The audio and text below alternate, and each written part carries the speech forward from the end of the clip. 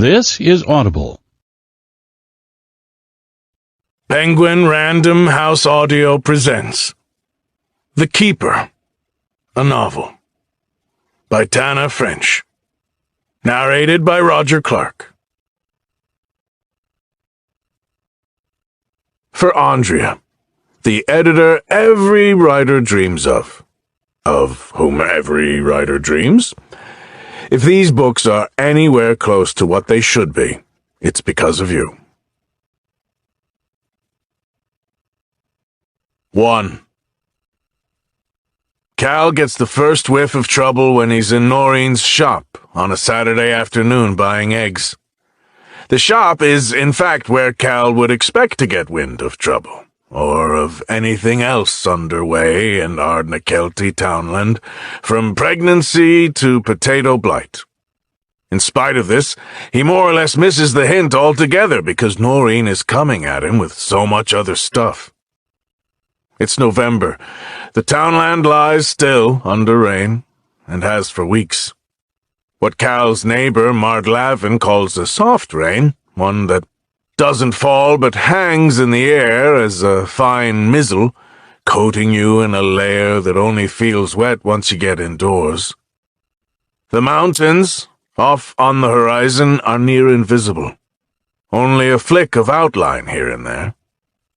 Cal has battled it out with the rabbits for his last parsnips, and with the squirrels for the nuts from his handful of hazel trees. The tillage fields wait for plowing under their green cover of clover and vetch. The cows, still unhoused, have left behind the tail-flicking irritability of summer and lie chewing the cud in slow, somnolent rhythms under a grey sky. Cal has been in the west of Ireland long enough that he discounts this level of rain and walks to the shop. His house, an undistinguished 1930s cottage that he's gradually retrieved from dilapidation, is only a couple of miles from the village, and the road is in decent enough shape that he won't get himself too muddy. He leaves his door unlocked, a laxness that still gives him a spark of pleasure. Cal's previous neighborhood in Chicago wasn't a bad one, but it had plenty of action, and some of that action would definitely have appreciated an unlocked door. Here, any form of action would have to be lost to end up at his place, and someone would notice it along the way and spread the word. If by some remote chance it does come calling, Cal's dog, Rip, can probably scare it off. Rip is a stubby little beagle cross, but he hasn't noticed that. He has both the bark and the self-esteem of a Rottweiler. To the bafflement of his neighbors who consider bitching about the weather to be a national duty, Cal likes this time of year. Autumn is when Ardnakelty comes into its own. Its summers and winters are half-assed by Cal's standards, but autumn is meant for nuance.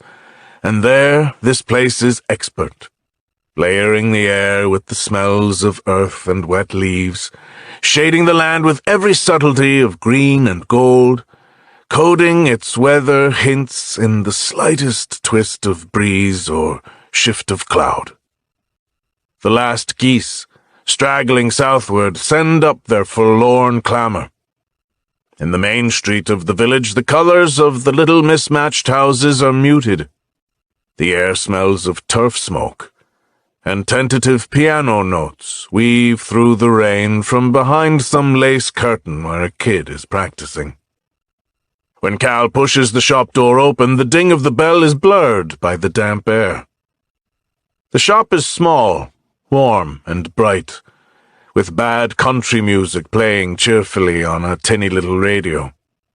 Noreen is kneeling on the floor, bopping her rear end back and forth in time to the music and neatly whipping fake spiderwebs off her vegetable stand.